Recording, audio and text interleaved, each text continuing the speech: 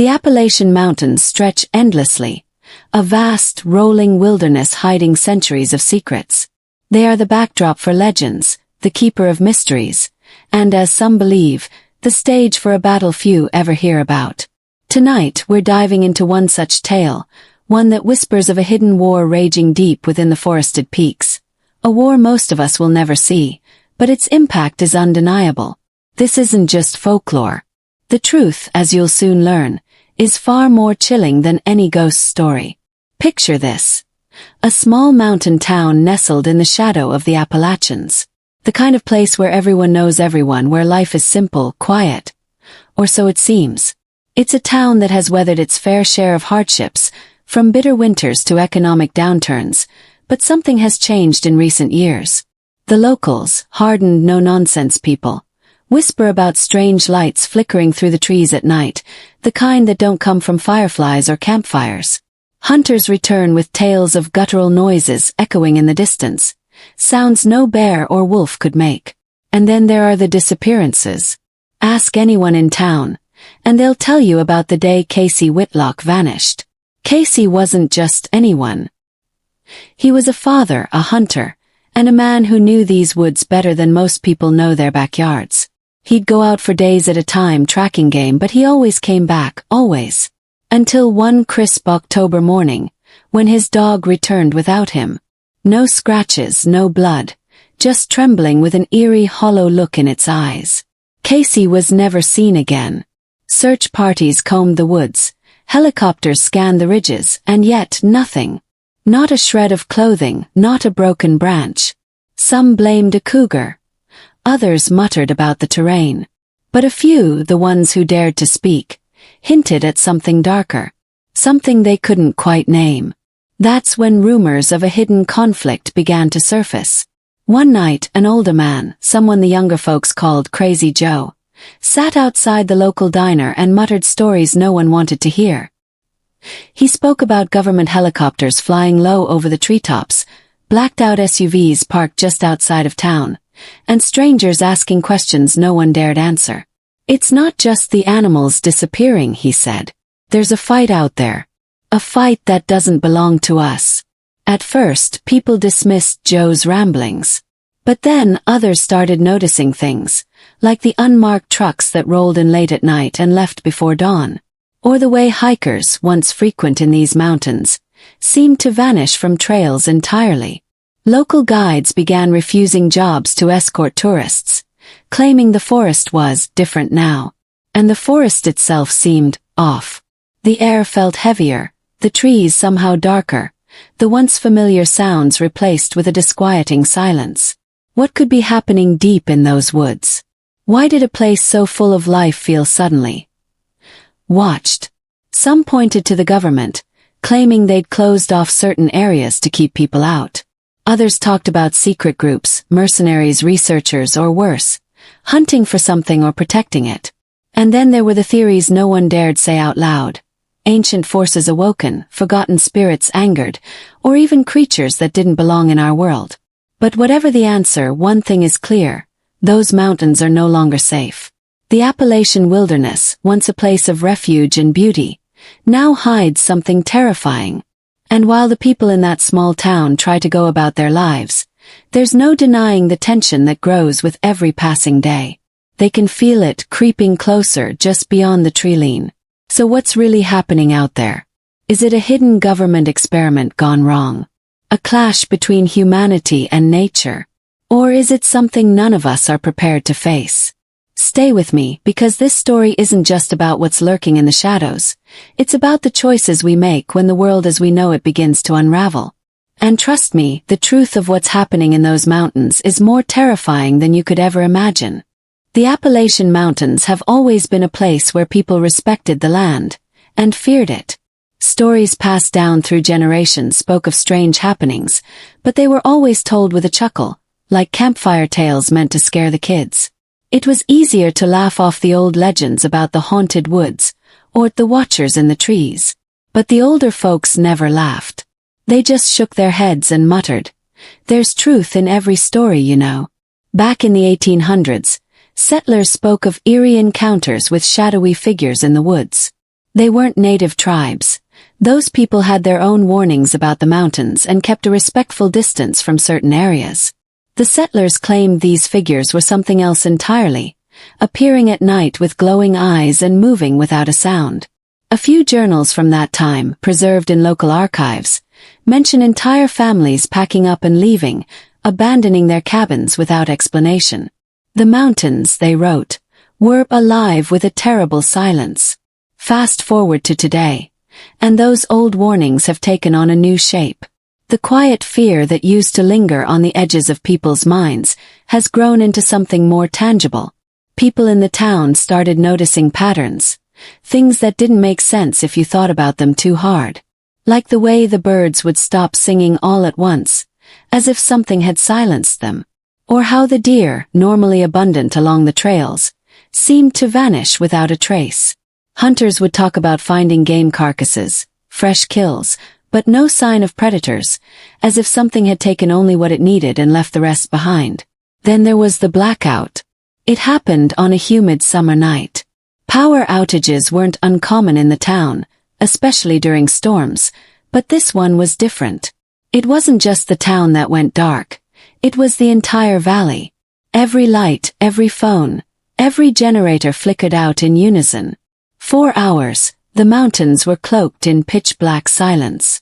Some people lit candles or flashlights, while others sat in the dark, feeling the weight of the night pressing in on them.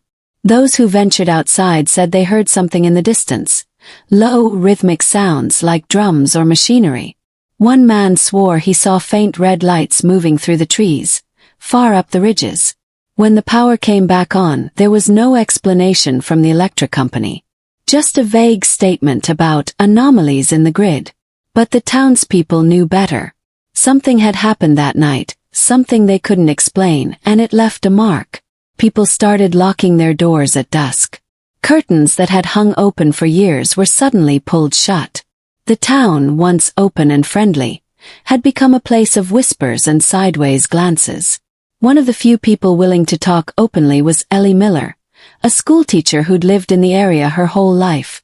Ellie had always been a skeptic when it came to local lore, but even she couldn't ignore what she'd seen. She told anyone who'd listen about the night she drove home from a friend's house a few months ago. It was late, and the road was deserted, winding through the thick woods like a black ribbon. Ellie said she felt it before she saw it, a sense of unease so strong it made her stomach twist. Then, up ahead, she saw a figure standing in the middle of the road. At first, she thought it was a person, a hiker or maybe someone whose car had broken down. But as she slowed down, she realized there was something off about it. The figure was too tall, its limbs too long. Its face was hidden in shadow, but she could feel its eyes on her, unblinking. Ellie hit the gas and sped past, her heart pounding. When she glanced in the rearview mirror, the road was empty. Stories like Ellie's became more frequent as the months went on. People who ventured into the woods at night reported seeing strange shapes moving through the trees. Some described them as humanoid, others as something entirely different, something they couldn't put into words. There were reports of vibrations in the ground, as if something massive was moving beneath the surface. And always there was the feeling of being watched. The town's sheriff, a pragmatic man named Tom Bennett, dismissed most of these stories as paranoia. The woods play tricks on people, he'd say. Shadows, animals, your own imagination. Nothing more.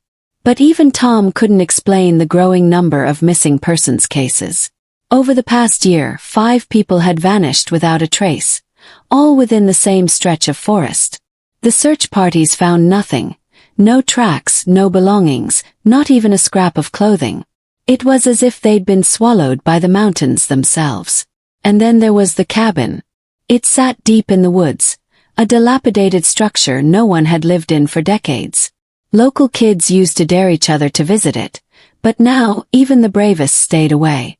Hikers reported seeing lights in the windows at night, flickering like firelight. One man claimed he heard voices, low, urgent murmurs in a language he didn't recognize. When he went to investigate, he found the cabin empty, but the ground around it was disturbed, as if something had been dragged away. The cabin became a focal point for the rumors, a place where people said the hidden war was being fought. But no one could agree on what that war was.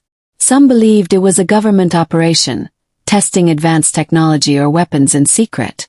Others thought it was a battle between rival factions, militias perhaps, or shadowy organizations operating outside the law. And then there were those who spoke of something older, something ancient that had been awakened in the mountains. They claimed the lights, the sounds, and the disappearances were all connected to this force, something too powerful and too dangerous to be understood. As the theories grew wilder, the tension in the town reached a breaking point. People who'd lived there for generations started packing up and leaving, selling their homes for a fraction of their worth just to get away.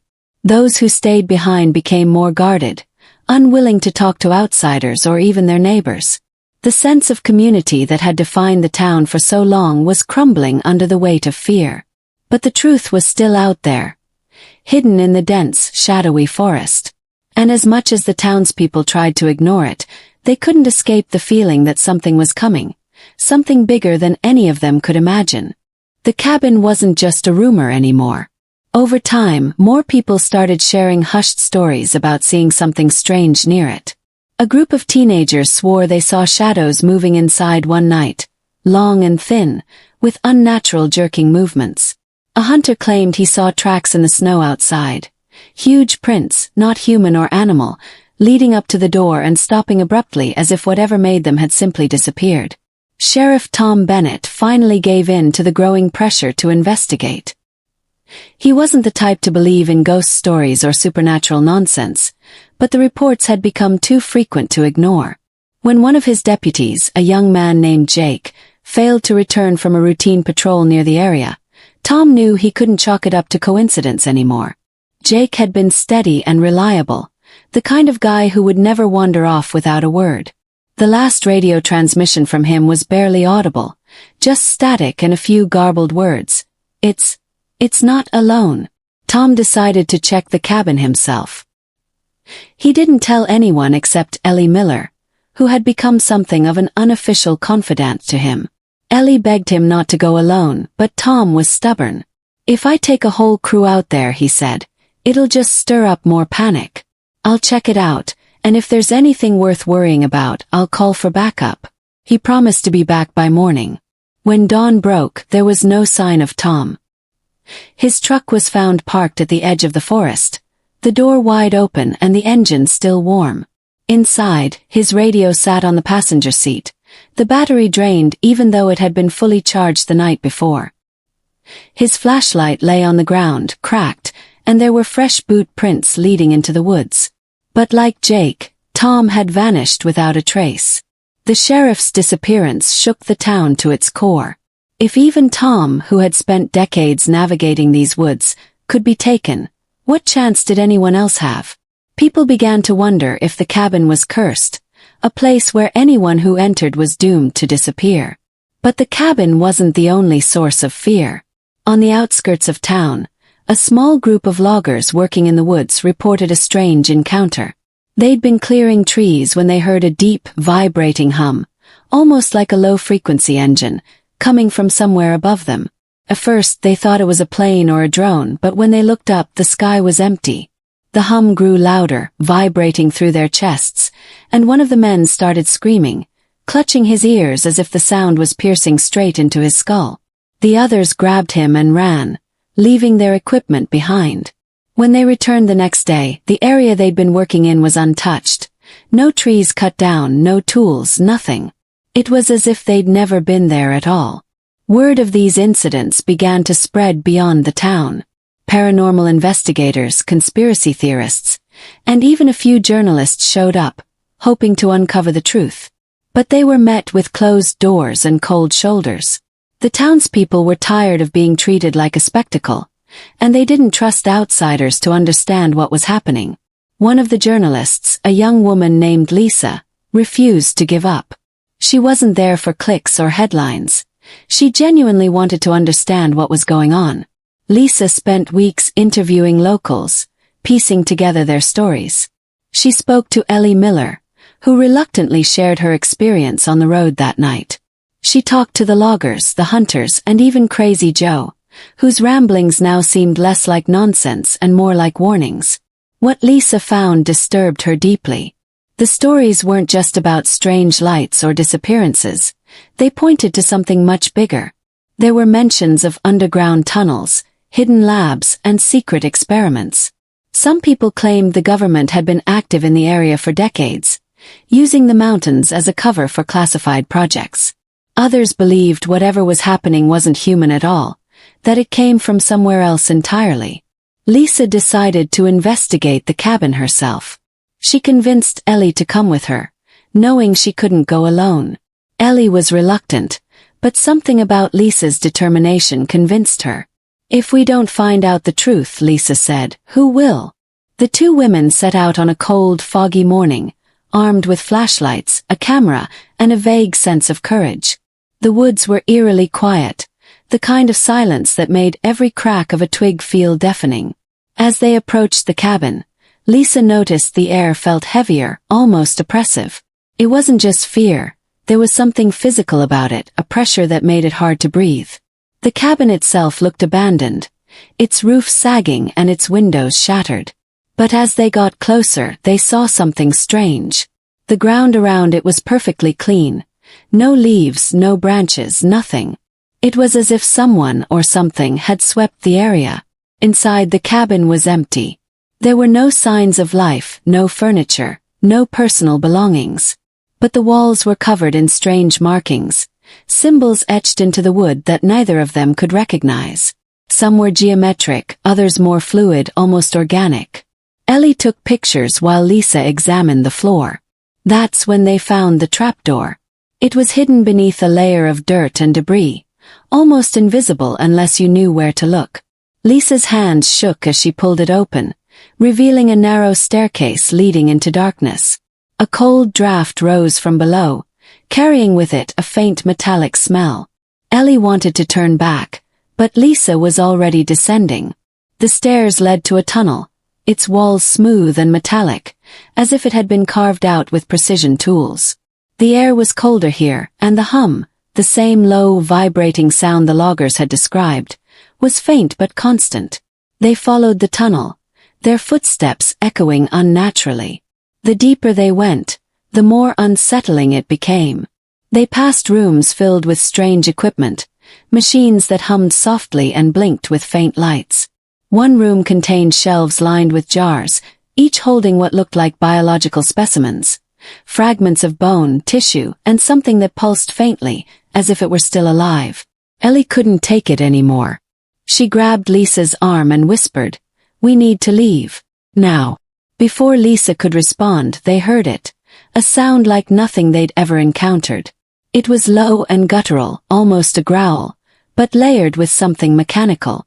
It echoed through the tunnels, growing louder with each passing second. They ran, the hum growing louder behind them, the air thick with tension. When they finally burst out of the cabin, the forest seemed darker, the trees closing in around them. They didn't stop running until they reached Lisa's car, hearts pounding and lungs burning. As they drove back to town, neither of them spoke. The questions hung heavy in the air. What was beneath that cabin? Who, or what was responsible? And most terrifying of all, how far would they go to keep their secrets hidden? The ride back to town was suffocating with silence, the kind that felt louder than any argument or conversation could have been.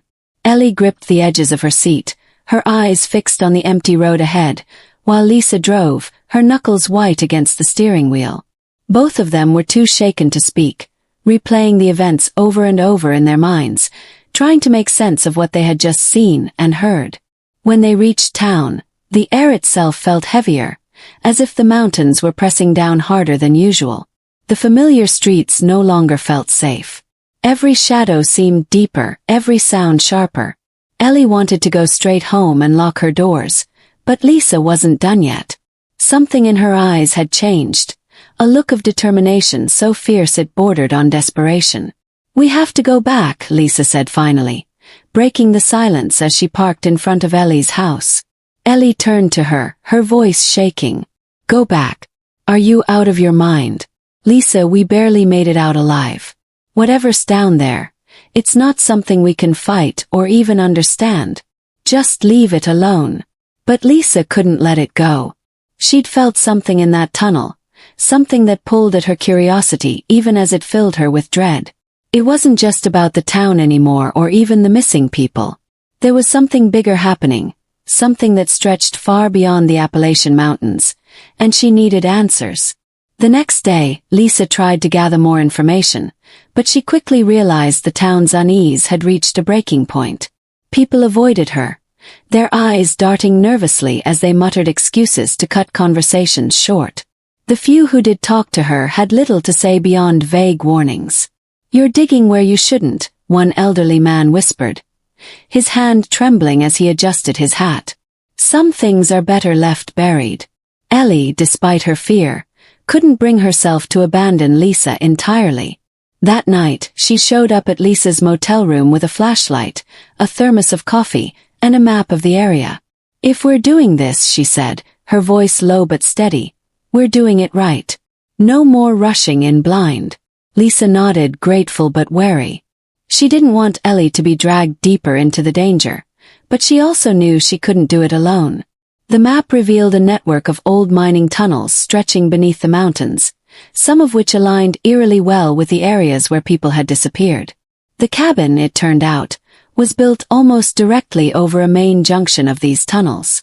The two women spent hours planning their next move, marking potential exits and agreeing on signals if they got separated. Lisa brought a small camera, determined to document whatever they found, while Ellie packed a first aid kit and a small knife she'd found in her kitchen. It wasn't much, but it gave her a sliver of comfort.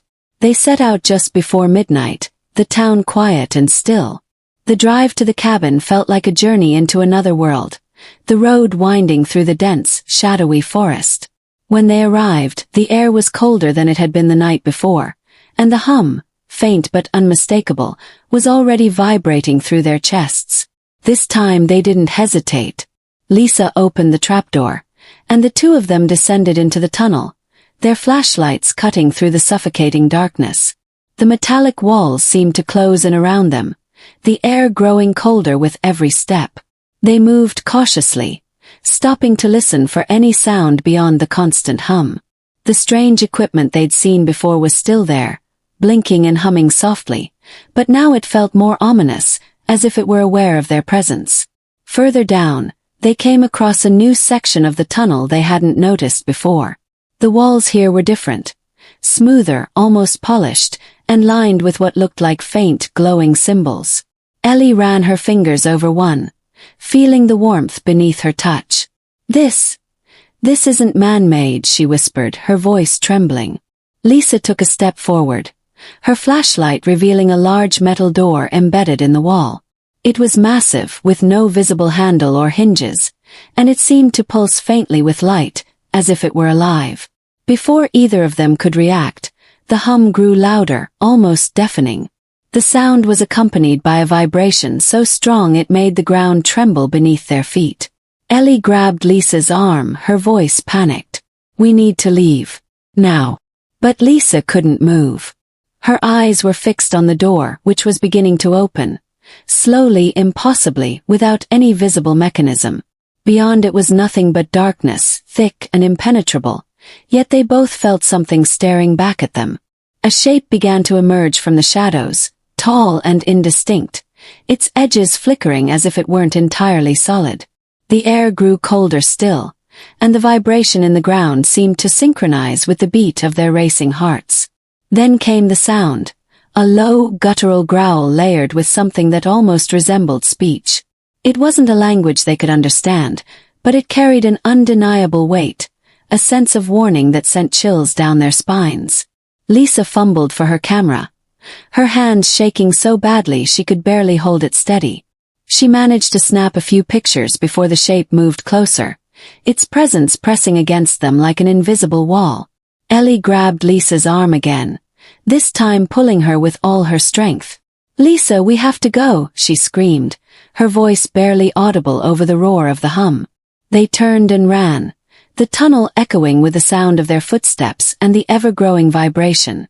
The hum seemed to follow them, growing louder and louder until it felt like it was inside their heads, threatening to split them apart. When they finally reached the surface, they slammed the trapdoor shut and collapsed on the ground, gasping for air. The cabin was eerily silent, the hum gone as if it had never been there. But they both knew better. Something had been awakened down there, something that wasn't meant to be found. And now it knew they existed. They drove back to town in a daze, their minds racing with questions and fears. What was behind that door? What were those symbols? And most terrifying of all, what had they just unleashed? As they pulled into Ellie's driveway, a single red light blinked in the distance, high up on the ridge. It was faint but unmistakable, and it seemed to pulse in time with the hum still echoing faintly in their heads. Neither of them said a word as they stared at the light, their silence filled with the unspoken knowledge that whatever was happening wasn't over. In fact, it was only just beginning. The red light on the ridge blinked steadily, cutting through the darkness like a heartbeat. Lisa and Ellie sat frozen in the car, their breath fogging up the windows. Neither of them spoke, but the air between them was thick with unspoken dread. The light wasn't just a coincidence. It was too perfectly timed, too deliberate. It felt like a message, a silent warning that whatever they had stumbled into wasn't finished with them yet. Lisa broke the silence first, her voice barely above a whisper. That wasn't there before. Ellie shook her head, her eyes wide. No, it wasn't. What does it mean? Lisa didn't answer. She was already reaching for her camera, flipping through the pictures she had taken in the tunnel. Most of them were blurry, the shapes distorted by her shaking hands and the dim light. But one image stopped her cold. It was the doorway. She could see the strange glowing symbols clearly etched into the frame, but there was something else, a faint outline of the figure they had seen, standing just inside the threshold. Its form was more distinct in the photo, almost humanoid but wrong in ways she couldn't quite articulate.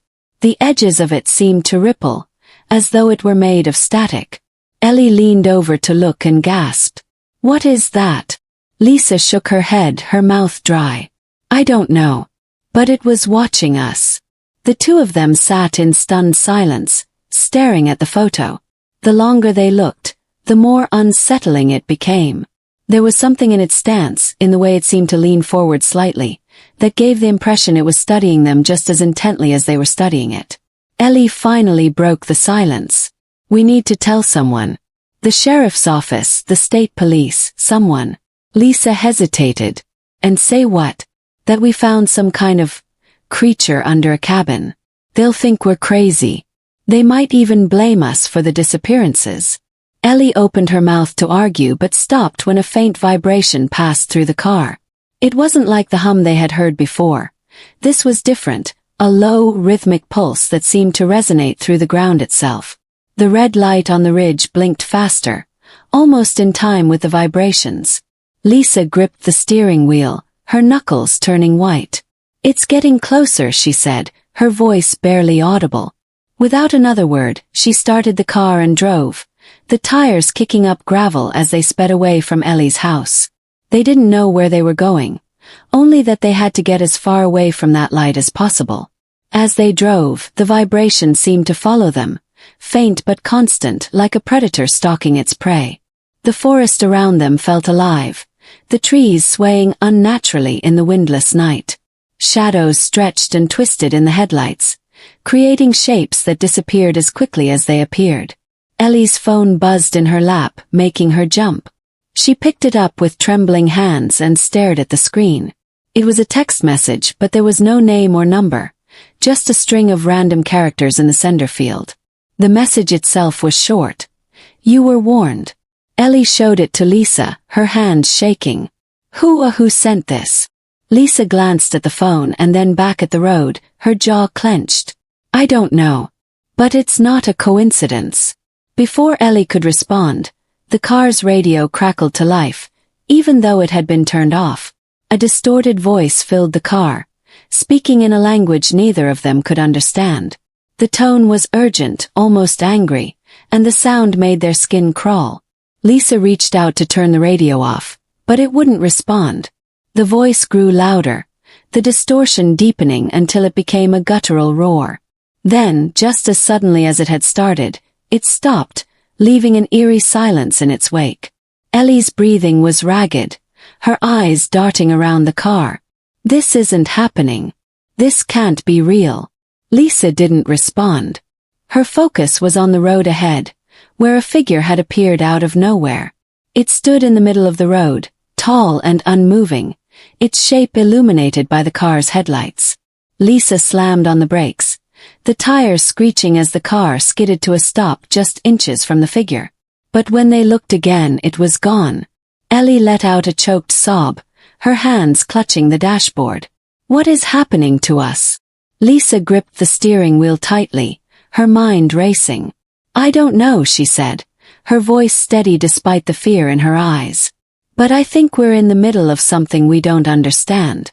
And I don't think it's going to let us go." The red light on the ridge was still visible in the rearview mirror, blinking steadily. But now there were more lights, blue, green, and white, scattered across the mountainside like an otherworldly constellation. Lisa and Ellie exchanged a look, the unspoken question hanging heavy between them. What had they uncovered, and how far would it go to keep its secrets? As they sat there, the vibration returned, stronger this time, shaking the car and the ground beneath them. And then, from deep within the forest, came the sound they had been dreading, the low, mechanical growl, layered with something almost human. It was closer now, impossibly close, and it wasn't alone. Lisa's foot slammed on the gas pedal, the tires kicking up dirt and gravel as the car roared forward. Ellie clutched the dashboard, her knuckles white, her wide eyes fixed on the lights multiplying in the rearview mirror. The pulsating red, blue, and green orbs seemed to dance along the treetops, weaving through the forest like living things. The vibration beneath them intensified, no longer a faint hum but a deep, relentless thrum that seemed to sync with their own racing heartbeats. As they tore down the winding mountain road, the radio crackled to life again, emitting a high-pitched whine that made both women wince. The distorted voice returned, this time speaking words that sounded almost familiar, but just out of reach, like hearing your name whispered from across a crowded room. It was no longer just noise. It felt deliberate, purposeful, as if whoever, or whatever, was speaking knew exactly who they were. "Turn back," Ellie whispered, repeating the only phrase she could make out. Her voice trembled, her eyes brimming with tears. "It's telling us to turn back." Lisa shook her head, her focus fixed on the road ahead. "Whoa, we're getting out of here. Whatever this is, it's not keeping us here." But as the car rounded a sharp bend, a figure appeared in the middle of the road again, just like before. This time Lisa didn't stop. She swerved sharply, the car skidding dangerously close to the edge of the embankment. The figure didn't move. It simply dissolved into the darkness, like smoke caught in a gust of wind. Lisa's hands trembled on the wheel, but she kept driving, the adrenaline pounding in her veins. They were nearing the base of the mountain when the lights abruptly vanished, plunging the forest into an oppressive darkness. The hum stopped too, leaving an eerie silence that was somehow worse. Ellie turned to Lisa, her voice shaky. "Do you think it's over?" Before Lisa could answer, the car's engine sputtered and died, the headlights flickering out. The sudden silence was deafening. Lisa tried the ignition but the key wouldn't turn. She hit the wheel in frustration, her breathing ragged. "No, no, no. Not now." Ellie turned to the window, her face pale. "Lisa, we're not alone." From the shadows, dozens of faint silhouettes emerged, barely visible against the darkness. They weren't fully formed, their outlines shifting and flickering like static on an old TV screen. They surrounded the car, their movements slow and deliberate. The air grew colder, each breath forming clouds of condensation in the icy air. Lisa reached for her camera, her fingers shaking as she turned it on. Through the lens, the figures became clearer. They weren't human, at least not anymore. Their faces were blank, their forms distorted, as if they had been pulled apart and pieced back together in some cruel experiment. And yet, there was something familiar about them, something that made Lisa's stomach churn. "They're the missing people," Ellie whispered, her voice breaking. Lisa, it's them. The realization hit Lisa like a punch to the gut. The figures moved closer, their static-like forms flickering in and out of focus. One of them stopped just outside Lisa's window, its head tilting slightly as if it were studying her. For a brief moment, its features shifted, and Lisa could see the face of the man from the missing persons flyer. His eyes were hollow, his mouth opening and closing as if trying to speak. And then, just as quickly, the face dissolved back into the flickering haze. Ellie screamed as the car began to vibrate violently, the figures pressing closer. The static from the radio returned, louder and more chaotic than before. But beneath it, Lisa heard something else, a low, mechanical hum, growing louder with each passing second. The ground beneath them trembled, and suddenly the forest erupted with light. A blinding beam shot down from the sky, illuminating the car and the figures surrounding it. The hum became deafening, a high-pitched whine that made their ears ring. The figures froze, their forms shimmering and distorting in the intense light. One by one, they began to dissolve, their shapes breaking apart like sand blown away by the wind. Lisa and Ellie shielded their eyes, the light so bright it felt like it was burning through their skin.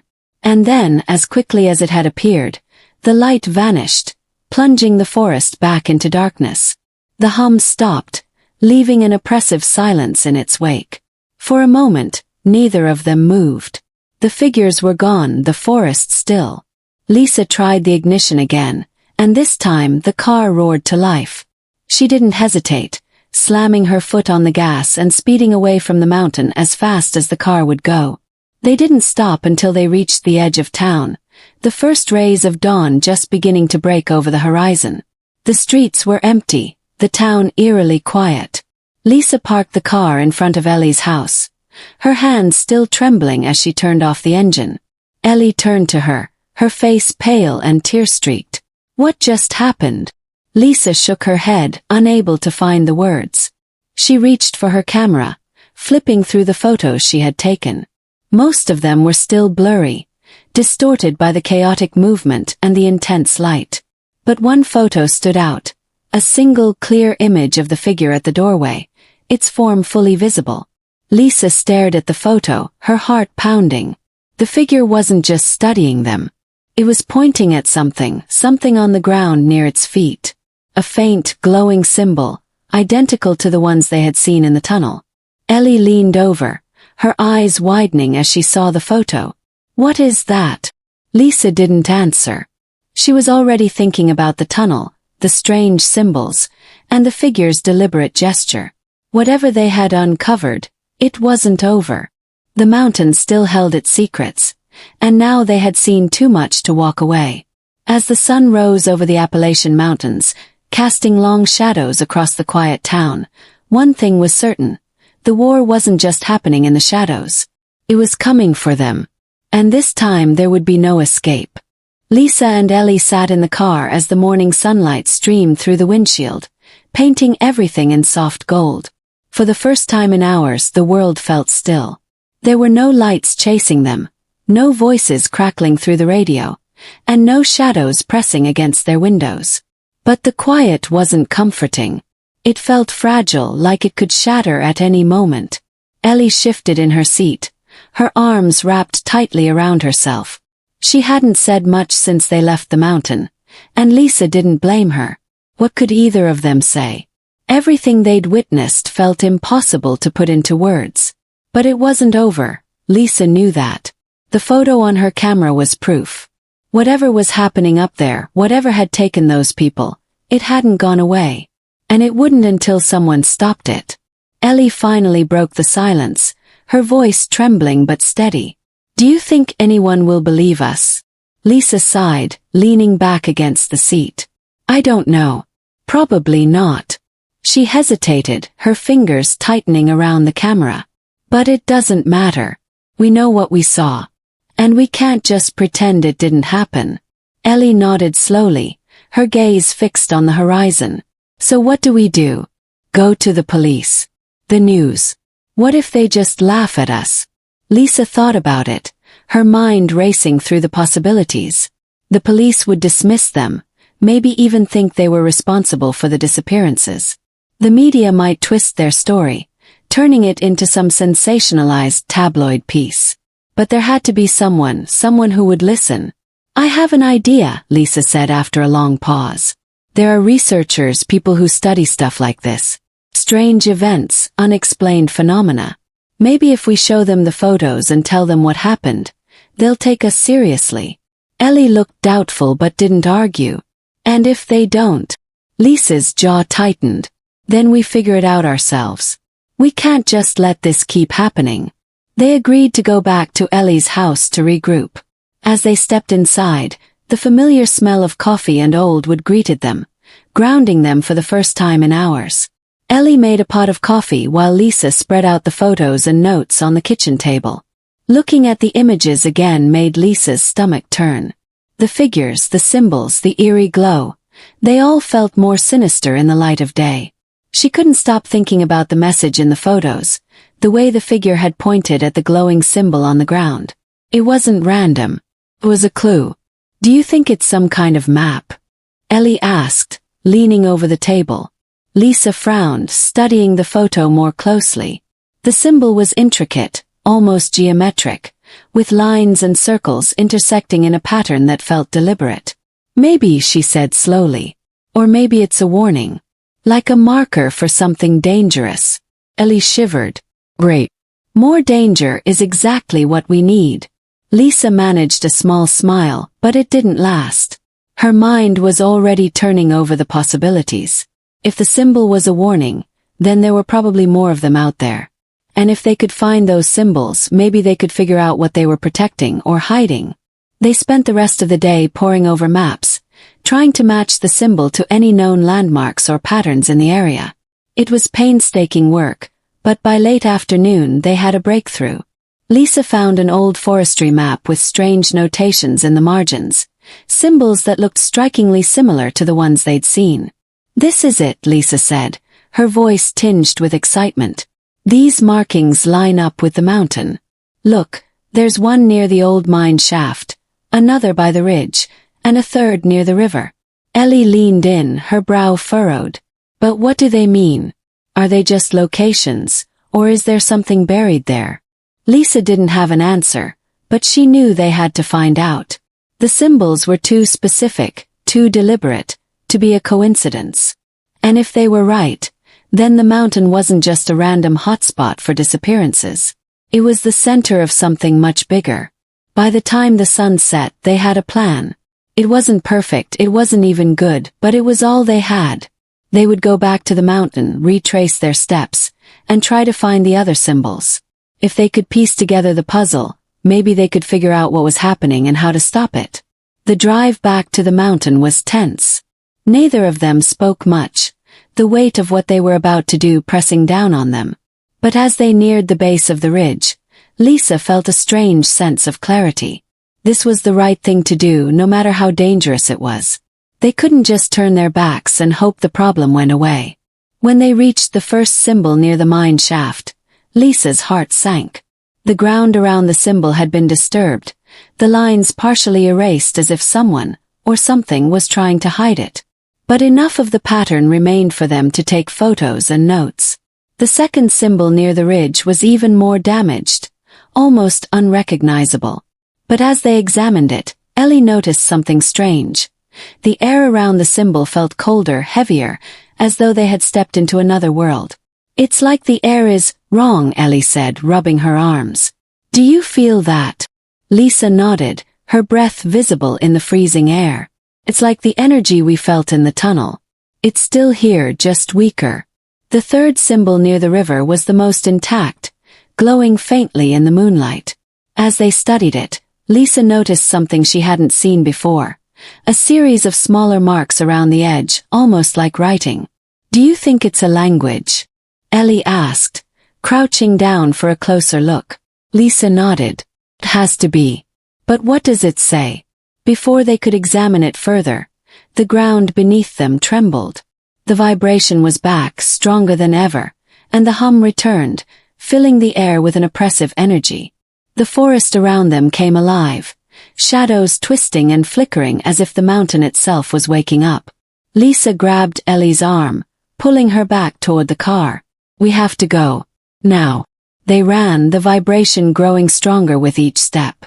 By the time they reached the car, the lights were back, red, blue, and green, swirling through the trees in a chaotic dance. The hum grew louder, almost deafening, but Lisa didn't stop. She threw the car into gear and sped away, the lights chasing them down the mountain.